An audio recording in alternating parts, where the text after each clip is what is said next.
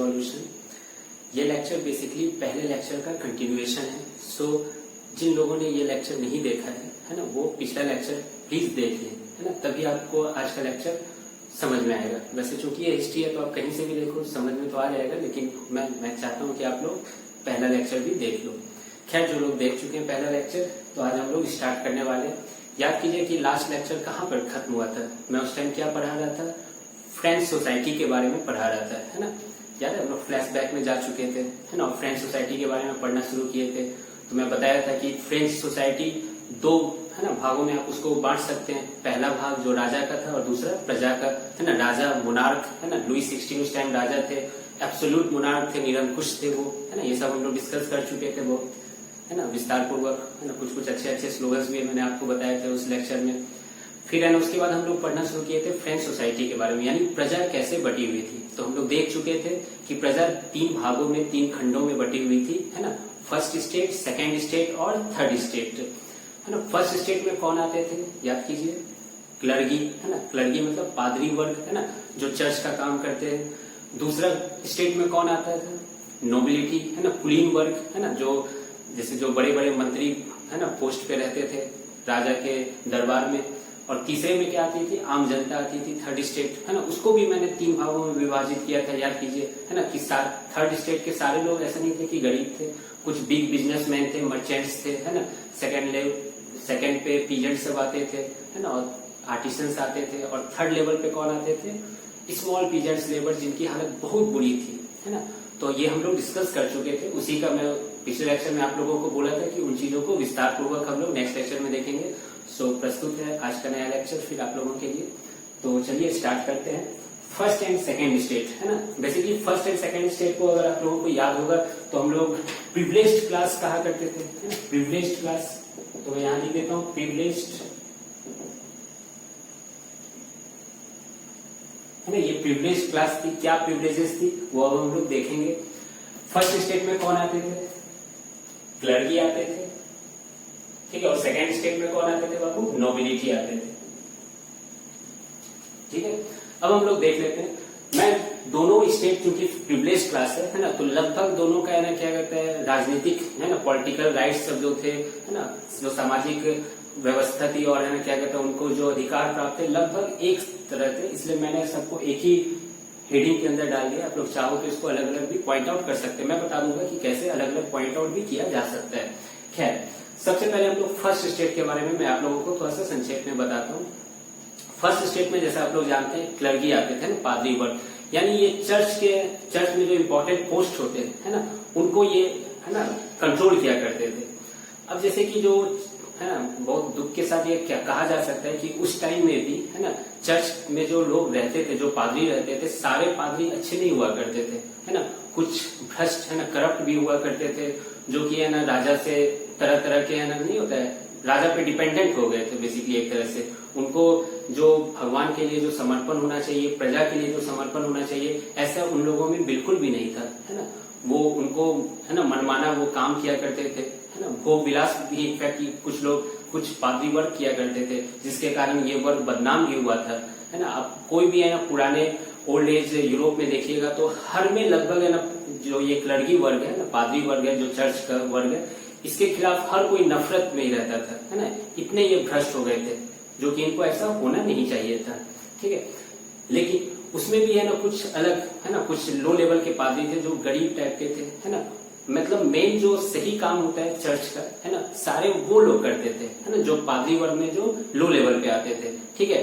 वो बेसिकली सादा जीवन, है ना, क्या कहते हैं, व्यतीत करते थे। और इनफैक्ट जब क्रांति हुई थी, फ्रांस की क्रांति, तो ये, है ना, क्या कहते हैं, ये जो वर्ग था, पादरी वर्ग में जो निम्न वर्ग था, वो, है ना, क्या कहते हैं, क्रांति का सपोर्ट किया था, क्योंकि वो खुद देख रहा था कि ये लोग चर्च के नाम पे लोगों को लूट रहे हैं, धर्म के नाम पे व्यापार कर रहे हैं, ठीक है। तो इस तरह से हम लोग फर्स्ट स्टेट को समझ सकते हैं। अब फर्स्ट स्टेट को क्या क्या प्रिविलेज थी, है ना। फर्स्ट सबसे पहला प्रिविलेज था कि सरकार नहीं कहना चाहिए, जो मोनार्क थे, जो राजा थे, अपार धन लुटाया करते थे इन पर, ठीक है।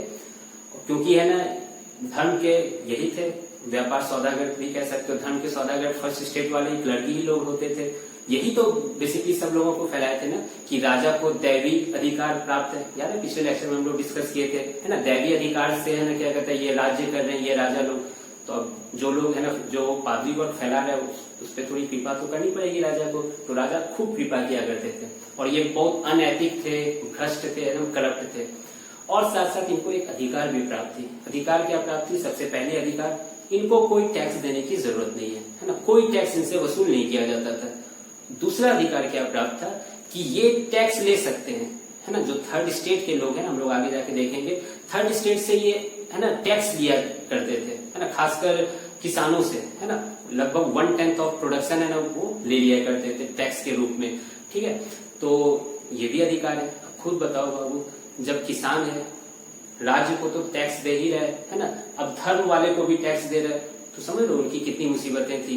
तो सबसे, है ना, क्या कहते हैं, जो मतलब मुख्य कारण कह सकते हो क्रांति की, जो कि मैंने पहले भी डिस्कस किया, सामाजिक कारण ही होती है किसी भी क्रांति की, तो उसमें ये लड़की लोगों का बहुत बड़ा योगदान था, है ना। लोगों को इन्होंने पूरा विवश कर दिया था एक तरीके से।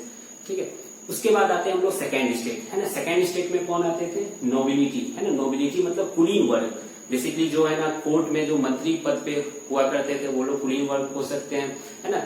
तो राजा इनको क्या कर दे, कभी कभी क्या होता है, राजा को नहीं, पूरे राज्य को छोटे छोटे भागों में विभाजित करना पड़ता है। ठीक है, मान लो कोई इलाका है, ठीक है, उसका है ना किसी को हेड बना दिया, है ना, तो वो सब जो हेड हैं वो इसी वर्ग में आते थे। और इनके साथ, और ये कहाँ कहाँ पाए जाते थे? सारे एडमिनिस्ट्रेटिव जो पोस्ट होते थे, है ना, सबके हेड यही कुलीन वर्ग हुआ करते थे। इनफैक्ट जो आर्मी के जो टॉप रैंक्स होते हैं, जैसे सेनापति, ये सब, उसको भी है ना यही लोग लीड किया करते थे, नोबिलिटी, है ना। तो इनका भी है ना क्या कहता है, बहुत प्रिविलेजेस इनको भी मिला हुआ था, है ना, वही प्रिविलेजेस कि इनको भी कोई टैक्स देने की जरूरत नहीं है, और ये भी भोग विलासी हो चुके थे एक तरीके से। और इनको, है ना, डायरेक्ट टैक्स तो नहीं ले पाते थे ये, जैसे कि चर्च लिया करता था किसानों से, लेकिन हाँ, इनको ये अधिकार प्राप्त था कि आप किसी भी किसान को, है ना, बंधुआ मजदूर समझ रहे हो ना, उस तरह से आप मजदूरी करवा सकते हो, एक सर्वेंट के तौर पे रख सकते हो, है ना, जितना चाहे रख सकते हो। ठीक है, तो इनका भी थोड़ा सा मनमाना चल रहा था। लेकिन मैं यहाँ आप लोगों को बता दूं, शायद आप लोगों के, है ना, चैप्टर स्कोप से, लेवल क्लास 9 के स्कोप से थोड़ा सा बाहर होगा, कि लुई 14 जो थे, यानी लुई 16 के दादा, लुई 14 के टाइम में, है ना, ये जो नोबिलिटी था, इनके अधिकारों को थोड़ा सा कम कर दिया गया था। ठीक है, लुई 14 के टाइम में। लेकिन लुई 15 और 16 के टाइम में ये नोबिलिटी भी अपने खोए हुए अधिकारों को फिर से प्राप्त करने की कोशिश कर रहे थे, और बहुत हद तक सफल भी हो गए थे। ठीक है, तो इनके भी बारे में आप लोग समझिए। इसमें भी है ना सेकंड, है ना, लो कैटेगरी के भी नोबल्स हुआ करते थे, है ना, जो समझते थे कि हम लोग जो कर रहे हैं, अब देखो हर समाज में अलग अलग पहलू होते हैं, हर सिक्के के दो पहलू होते हैं, तो ऐसा नहीं कि सारा फर्स्ट स्टेट खराब था, सारा सेकंड स्टेट खराब था, है ना। उसमें जो हाई लेवल के लोग थे, जो बहुत अमीर थे, है ना, वो खराब थे। कुछ जो होते थे वो क्रांति का सपोर्ट भी किया करते थे, इनफैक्ट, है ना। हम लोग 9th क्लास के जब आप बुक पढ़ोगे हिस्ट्री का, उसमें आप 1 या 2 नाम आपको मिलेगा जो कि, है ना, अच्छे स्टेट से आते थे, सेकंड स्टेट से आते थे, लेकिन वो क्रांति को लीड कर रहे थे, इनफैक्ट, है ना, रिवॉल्यूशन को। खैर, वो बात की बात है। तो सबसे पहले मैं जो भी अभी कहा, है ना, पॉइंट वाइज में लिख दिया हूँ, दोनों को एक साथ लिख दिया हूँ। पहले मैं एक एक करके पॉइंट डिस्कस कर लेते हैं, है ना, क्या लिखा हुआ है। पहला लाइन जैसे कि आप लोग देख सकते हो, people in these 2 classes were exempted from almost all taxes, है ना, एक्सक्लेमेशन मार्क्स के साथ है ना। लगभग कोई टैक्स इनको देने की जरूरत नहीं पड़ती थी सरकार को, है ना, सारे टैक्स से ये रहित थी। तो इसीलिए इनको प्रिविलेज्ड क्लास कहा जाता है ना, इनको विशेषाधिकार प्राप्त है ना, एक तरह से कह सकते हो। फिर ये जो दूसरा लिखा हुआ है, they control most of the administrative post and all the high ranking post in the army, है ना। आर्मी के सारे हाई रैंकिंग पोस्ट इन्हीं के पास थे, है ना, और एडमिनिस्ट्रेटिव पोस्ट भी जो थे वो लगभग यही लोग कंट्रोल करते थे। कौन? फर्स्ट और सेकंड स्टेट। अब आप लोग समझ सकते हो कि फर्स्ट स्टेट तो ठीक है, चर्च का काम संभालता था, है ना, और चर्च का वो पूजा पाठ का कोई काम नहीं, है ना, बस उनको कर वसूली होना चाहिए। ठीक है, इनफैक्ट ये फर्स्ट स्टेट के जो कुछ पादरी जो थे वो राजा से भी ज्यादा भोग विलास वाला जिंदगी व्यतीत करते थे, जो कि उनको ऐसा नहीं करना चाहिए था, क्योंकि वो धर्म के नाम पे ऐसा कर रहे हैं। तो खैर, तो आप लोग समझ सकते हैं, ये जो सेकंड लाइन है ये बेसिकली किसके लिए? सेकंड स्टेट के लिए, है ना। खुद आपको दिख जाएगा कि यहाँ पे कैटेगराइजेशन किया हुआ है फर्स्ट और सेकंड स्टेट में।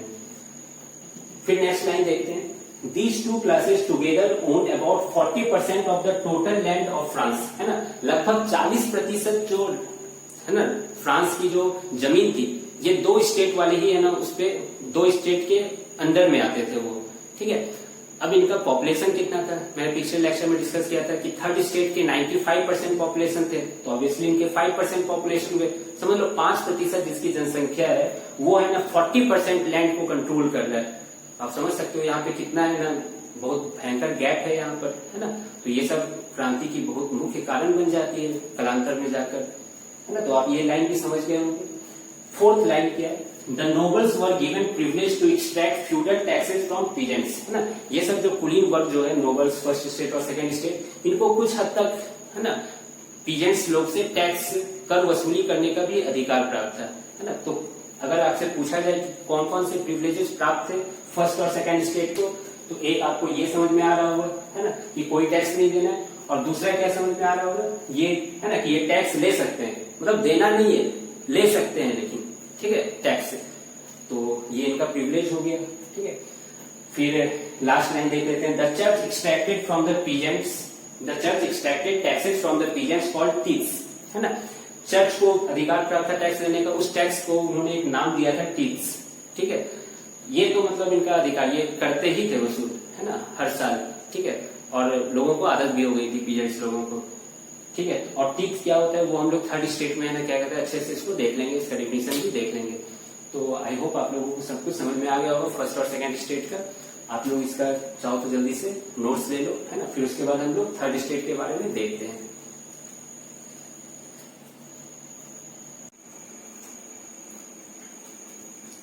हाँ, तो अब हम लोग 3rd स्टेट के बारे में देख लेते हैं, है ना। 3rd स्टेट बेसिकली कैसा वर्ग था याद है, अनप्रिविलेज्ड क्लास भी इसको कहा जाता है, अनप्रिविलेज्ड क्लास, ठीक है। इस स्टेट में कौन कौन से लोग आते थे वो हम लोग पहले लेक्चर में मैं लिखवा दिया था, है ना। फिर से एक बार मैं याद दिला दे रहा हूँ कि सबसे पहले मैं वहां लिखवाया था कि 3rd स्टेट में लगभग 95% ऑफ पॉपुलेशन आया करता था, ठीक है। मतलब 95% of the population of France comprised of 3rd state, है ना। 3rd स्टेट में कौन कौन से लोग आते थे उसको भी 3 कैटेगराइज किया था कि सारे लोग गरीब नहीं थे, कुछ अमीर लोग भी थे, है ना, और कुछ मिडिल क्लास मतलब टाइप के लोग भी थे। सबसे पहले कौन थे, बिग बिजनेसमैन, मर्चेंट्स, है ना, ये लोग आते थे नंबर 1 पे। सेकंड पे उससे जो थोड़ा सा कम लेवल था जिनका पीजेंट्स, आर्टिशंस, है ना, उससे जो कम था उसमें क्या था, स्मॉल पीजेंट्स, लैंडलेस लेबर्स, है ना, सर्वेंट्स, है ना, ये सब था 3rd स्टेट में, ये लोग आते थे। इनको अनप्रिविलेज्ड क्लास कहा जाता था, मतलब इनको कोई भी अधिकार विशेषाधिकार प्राप्त नहीं, विशेषाधिकार तो छोड़ो कोई अधिकार भी प्राप्त नहीं था इन लोगों को, है ना। और फिर से यहाँ पे भी वैसा ही बात था, है ना। इस स्टेट में भी अलग अलग तरह के लोग थे, जैसे मैं डिस्कस कर दिया अभी जस्ट, है ना। कुछ अमीर भी थे और कुछ गरीब भी थे, है ना। तो सबसे ज्यादा जो प्रभावित थे वो गरीब भी ही थे, है ना। लेकिन अमीरों की भी एक अलग है ना टाइप का, क्या कह सकते हो, मतलब एक डाउट टाइप का था उन लोगों के माइंड में कि अमीर तो है लेकिन है ना क्या कहता है कोई अधिकार नहीं है उनको, ना तो कोई पॉलिटिकल राइट्स है उन्हें, है ना। मतलब कि सरकार कैसे चलनी चाहिए इनमें उनका कोई है ना मतलब राय कोई लिया ही नहीं जाता था, ठीक है। ना ही वो है ना कोई इम्पोर्टेंट पोस्ट तक जा सकते थे, है ना। तो ये सब कुछ है ना इन चीजों में ये लोग थोड़ा सा पीछे हो गए थे, अमीर होते हुए भी। मतलब 1st स्टेट और 2nd स्टेट के लोग है ना 3rd स्टेट के अमीर लोगों से भी थोड़ा सा घृणा की नजरों से देखा करते थे, है ना। और ये थोड़े बहुत पढ़े लिखे भी लोग थे, है ना। मैं बताया था कि उस टाइम एक नया फैमिली, नया क्लास जन्म लिया, है ना, जिसको मिडिल क्लास कहा जाता है, ठीक है। जिसके बारे में हम लोग आगे है ना डिटेल में पढ़ेंगे जब हम लोग कॉज ऑफ द रिवॉल्यूशन पढ़ेंगे। खैर मैं फिर भी थोड़ा सा बता दूं उन लोगों के बारे में कि ये लोग पढ़े लिखे थे, है ना। इनका ये मानना था कि मेरिट के आधार पर है ना लोगों को जज करना चाहिए, ना कि जन्म के आधार पर, ठीक है। जो कि कोई भी पढ़ा लिखा लोग यही सोचा करता है, ठीक है। और है ना क्या कहता है इनका ये भी था कि हमें कुछ अधिकार मिलने चाहिए, है ना। तो बेसिकली जब क्रांति की शुरुआत हुई थी, ये जो पढ़े लिखे मिडिल क्लास फैमिली है, इन्हीं लोगों ने क्रांति का नेतृत्व किया, है ना। और जो पीजेंट्स लोग थे, है ना, जो 3rd स्टेट में जो निम्न कैटेगरी में आते हैं, ये तो पहले से ही मतलब तैयार थे कि एक हल्का सा कहीं से झलक मिल जाए क्रांति की तो ये शुरू तो कर देंगे, है ना। याद है बास्तिल का किला जो ध्वस्त हुआ, है ना, बस इनको यहाँ से शुरुआत मिल गई थी, है ना। उसके बाद तो इन्होंने बहुत गांव सब में भी ये क्रांति फैल गई थी और गांव सब में है ना उन्होंने ना क्या किया कि जो भी सामंत लोग थे है ना जिनके अंदर इनको काम करना पड़ता था उनके है ना क्या कहते हैं घरों को जलाने लगे। जहां पर भी है ना एक नहीं पोथी होता है जहां पर लिखा रहता है कि तुम्हारा इतना कर्ज बाकी है बकाया है, उन सब कागजों को उन्होंने जला दिया है ना। तो क्रांति इस तरह फैली थी गाँव में भी। खैर वो सब बाद में बात है। हम लोग देख लेते हैं थर्ड स्टेट में क्या क्या इंपॉर्टेंट पॉइंट्स थे ना। फर्स्ट और सेकंड स्टेट में भी मैं थोड़ा सा हिंट कर दिया था है ना, कैसे चर्च है ना इनसे टैक्स लिया जाता था। तो वो पॉइंट यहाँ पे भी लिखा जा सकता है कि चर्च मुझसे टैक्स लेती थी है ना। इसी तरीके से दोनों स्टेट को एक साथ याद रखिएगा तो सही रहेगा है ना, लगभग रिलेटेड ही है। तो सबसे पहला पॉइंट देख लीजिए, they had no political rights, इनको कोई राजनीतिक अधिकार प्राप्त नहीं था। अब जैसे मैं एक चीज यहाँ पे आप लोगों को बता देता हूँ कि राजा टाइप का तो हर जगह रहता था पुराने जमाने में है ना, राजा ही राज्य करता था, लेकिन इन्हीं को इतना पॉलिटिकल राइट क्यों चाहिए था। तो मैं यहाँ पे आप लोगों को बता देता हूँ है ना। और जब फिलोसफर्स के बारे में हम लोग पढ़ेंगे तो और डिटेल से इस चीज को हम लोग जानेंगे। फ्रांस के बगल में एक देश था ब्रिटेन है ना, और ब्रिटेन से इसकी मतलब ऐसे समझ सकते हो चिरस्थायी दुश्मनी थी है ना। और लेकिन यहाँ के लोग ब्रिटेन से प्रभावित भी थे है ना। अगर बगल में कोई देश है तो वहां से प्रभावित तो होती है ये जनता है ना। वहां पर भी है ना क्या कहते हैं राज्य था। इनफैक्ट वहां पे भी तो राजा अभी तक है, क्वीन है ना अभी तक है, इस एज में भी है क्वीन। लेकिन वहां का जो मोनार्क था एक कॉन्स्टिट्यूशनल मोनार्क था है ना, उनमें बंदिशें थी ठीक है। और जो दूसरे जो नॉर्मल कॉमन पीपुल है वो भी है ना क्या कहते हैं प्राइम मिनिस्टर तक पोस्ट तक तो एटलीस्ट जा ही सकते थे। मतलब एक तरह से है ना राजतंत्र और गणतंत्र का एक अटूट मिश्रण टाइप का था है ना, मिला हुआ था। तो थोड़ी सी बंदिशें भी थी वहां के राजा पर, लेकिन फ्रांस में ऐसा कुछ भी नहीं था। और ये बार बार ब्रिटेन में देखते थे कि ब्रिटेन इतना तरक्की कर रही है, ब्रिटेन के लोग हैं इतना तरक्की कर रहे हैं, वहां की जो पब्लिक है वो आराम से व्यापार कर सकती है, कोई बंदिश नहीं है। लेकिन फ्रांस के लोग है जो अमीर लोग भी है, बिग मर्चेंट सब जो है, वो व्यापार भी अच्छे से नहीं कर पा रहे हैं, उनपे लाखों बंदिशें हैं। चर्च उनसे टैक्स ले लेता है, कभी है ना कुलीन वर्ग टैक्स ले लिया करता है। तो ये सब आक्रोश उनके अंदर भर गया था है ना, जिसके कारण क्रांति जन्म हुई ठीक है। खैर पहला पॉइंट क्या है, they had no political rights, इनको कोई राजनीतिक अधिकार प्राप्त नहीं था। दूसरा, all the members of the third state had to pay taxes to the state है ना। थर्ड स्टेट के सारे मेंबर्स को टैक्स है ना पे करना होता था। किसको? राज्य को। स्टेट, स्टेट मतलब राज्य, राजा को ठीक है। पहला जो था वो डायरेक्ट टैक्स था जिसको टेली कहा जाता है, स्पेलिंग याद रखिएगा, टेली TAILLE ठीक है, टेली है ना, एक डायरेक्ट टैक्स है। और दूसरा टाइप का टैक्स है indirect taxes on articles of everyday consumption like salt और टोबैको, और कुछ इनडायरेक्ट टैक्स है। अब यहाँ पे दो वर्ड आए हैं, डायरेक्ट टैक्स और इनडायरेक्ट टैक्स। वैसे ये तो इकोनॉमिक्स का टर्मिनोलॉजी है, लेकिन मैं थोड़ा सा आपको मोटा मोटी समझा देता हूँ। डायरेक्ट टैक्स मतलब जो हम लोग डायरेक्ट टैक्स पे करते हैं, फॉर एग्जाम्पल इनकम टैक्स है ना। आज के अगर व्यवस्था में देखा जाए तो आप जो सरकार को इनकम टैक्स आपके जो पेरेंट्स जो पे करते हैं तो वो एक तरह का डायरेक्ट टैक्स है ना। और इनडायरेक्ट टैक्स जैसे कि आप कोई सामान खरीदते हैं है ना, मार्केट से सामान खरीदते हैं, सुना होगा आपने GST है ना। तो ये जो GST है, गुड्स एंड सर्विस टैक्स, ये एक तरह का इनडायरेक्ट टैक्स है। आप डायरेक्ट सरकार को पे नहीं कर रहे, किलो 5 रुपया मैंने पे कर दिया। आप वो सामान खरीद रहे हैं और वो सामान जैसे ही आपने उसके MRP पे ही खरीदा मान लीजिए, तो आप एक टैक्स है ना ऑलरेडी आप दे रहे हैं ठीक है। तो खैर उस पर अभी नहीं जाना, उसका भी बहुत है ना अलग लेवल की चीज होता है। तो आप लोग मोटा मोटी समझ गए डायरेक्ट टैक्स और इनडायरेक्ट टैक्स है ना। डायरेक्ट टैक्स जो सरकार वसूलती थी, फॉर एग्जाम्पल मान लीजिए कहीं उत्पादन हुआ है ना, कोई है ना किसान खेती किया और वहां से फसल हुई, तो उसका है ना क्या कहता कुछ पोर्शन सरकार को देनी पड़ती थी ठीक है। तो वो उस टाइप का जो पोर्शन था उसको टेली कहा जाता है ठीक है। और इनडायरेक्ट टैक्स है ना, जब आप नमक खरीदने या टोबैको समझ रहे हैं आप लोग ठीक है, वो सब है ना खरीदते हैं तो भी है ना डायरेक्ट तो आपने पे नहीं किया, कुछ 5 रुपया 10 रुपया तो जो भी वहां का करेंसी था। आपको ये लिए एक होमवर्क है कि करेंसी क्या था फ्रांस का उस टाइम है ना, बुक से खोज के देखिएगा, मैं अभी तक जिक्र नहीं किया, नेक्स्ट लेक्चर में बताऊंगा, बता दूं क्या, लिवरे है ना, लिवरे था ठीक है, याद रखना इस चीज को, लिवरे। आप लोग बुक में पढ़ो तो समझ में आएगा है ना। तो ये इनडायरेक्ट टैक्स भी पे करना पड़ता था। तीसरा पॉइंट देख लेते हैं, peasants were obliged to render services to the lord है ना। मतलब कि किसानों पर एक तरह की क्या है दबाव थे कि वो है ना लॉर्ड को है ना, जो भी है ना लॉर्ड नोबल वर्ड्स है, नोबल क्लास है, उनको है ना क्या कहते हैं फ्री ऑफ कॉस्ट सर्विस देना ही है ठीक है। किस तरीके से सर्विस देना है देख सकते हैं आप लोग। To work in his houses and fields, उनके घरों में काम करना है या उनके खेतों में काम करना है, ठीक है। मतलब कि अगर नोबल्स को है ना मन किया कि तुम आ जाओ 5 आदमी, तुमको किस खेत में काम करना है, तो आप मना नहीं कर सकते, नहीं तो फिर एक्शन हो जाएगा आप पर, ठीक है। फिर दूसरा क्या था, to serve in the army और to participate in building roads, है ना। कभी कभी राज्य भी है ना आह्वान करती थी, है ना, इन गरीब किसानों की, है ना, कि तुम है ना स्वेच्छा से, है ना, स्वेच्छा से तो नहीं, है ना, दबाव प्रेशर नहीं, आकर तुमको है ना क्या कहते हैं सैनिक का काम करना ही है ना, लड़ना ही है तुमको सेना में, ठीक है। और दूसरा, कहीं मान लो रोड बन रहा है तो वहां पे तुमको रोड बनाने में भी पार्टिसिपेट करना है, और ये तुम्हारी मर्जी यहाँ नहीं चलेगी, सरकार ने बोला है करना है तो करना है ना। इस तरीके से इन लोगों पे दबाव रहता था।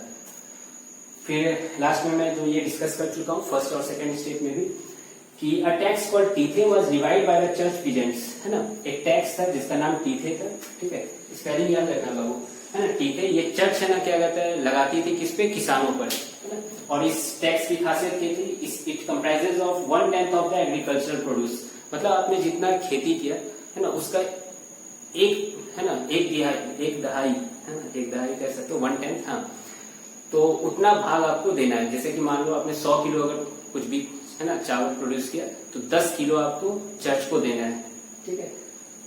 तो ये तो फर्स्ट और सेकंड स्टेप में भी मैं इसको डिस्कस कर लिया। अब देखो यहाँ बाबू 2 तरह का टैक्स है ना, टीथे और टैली, है ना, ये दोनों ही बहुत इंपॉर्टेंट है, ठीक है। तो आप लोग इसको इस पे थोड़ा सा फोकस करना। इनफैक्ट कभी कभी 1 मार्क्स क्वेश्चन में आता है 9th क्लास में कि what do mean by tally, what do mean by tithe, ठीक है। या फिर इन द ब्लैंक्स में भी दे सकता है चर्च कौन सा टैक्स लगाता था, तो आप लोग कंफ्यूज रहोगे टीथे या टैली, तो इसको याद कर लेना। तो फर्स्ट और सेकंड स्टेप हो गया, है ना। मिडिल क्लास वाला पोर्शन को मैं यहाँ पे नहीं लिखा हूँ क्योंकि उसको कॉज ऑफ द रिवॉल्यूशन में अच्छे से डिस्क्राइब करूंगा, है ना। एक बहुत बड़ा क्रांति का कारण वही था, ठीक है, तो वहां हम लोग इसको देखेंगे, लेकिन है ना मैं समझा तो दिया हूँ लगभग सारा पॉइंट्स, तो आप लोग इसको नोट कर लीजिए। तो अभी तक जो हम लोगों ने पढ़ा है ना फर्स्ट लेक्चर में, और ये सेकंड लेक्चर जो फर्स्ट लेक्चर का कंटिन्यूएशन था, उसमें हम लोगों ने फ्रांस की सोसाइटी के बारे में देखा, है ना। फ्रांस का सोसाइटी किस तरह विभाजित था, है ना। और आप लोग जानते हैं, मैं बार बार बोल रहा हूँ कि सामाजिक व्यवस्था, सामाजिक परिस्थिति जो होती है क्रांति का सबसे मूलभूत कारण होती है, ठीक है। तो आपको समझ में आ गया होगा कि क्रांति क्यों हुई होगी, है ना। देख लो कितनी है ना जुल्म हो रही है, कितने सितम हो रहे हैं किसानों पर, तो ऑब्वियसली क्रांति तो करेंगे, ठीक है। तो ये आप लोग है ना नोट कर लीजिए, इसको अच्छे से नोट्स बना लीजिए। फिर नेक्स्ट लेक्चर में हम लोग कॉजेज ऑफ द रिवॉल्यूशन देखेंगे, है ना। कॉज मतलब क्रांति के क्या क्या कारण थे, ये वाला कारण मैं फिर से डिस्कस नहीं करूंगा, है ना, कि इतना टैक्स लगाया जाता था, इन लोगों का दिमाग खराब था, इसका आप लोग पॉइंट बना सकते हो। हम लोग सेकेंड पॉइंट से बेसिकली स्टार्ट करेंगे, ठीक है। तो फ्रेंच सोसाइटी पढ़ते पढ़ते बेसिकली हम लोग कॉज ऑफ द रिवॉल्यूशन का एक पॉइंट हम लोग पढ़ चुके हैं। समझ में आ रहा है आप लोगों को, तो जल्दी से आप लोग नोट कीजिए। आई होप आपको आज का लेक्चर अच्छा लगा होगा, है ना। मिलते हैं फिर नेक्स्ट लेक्चर में।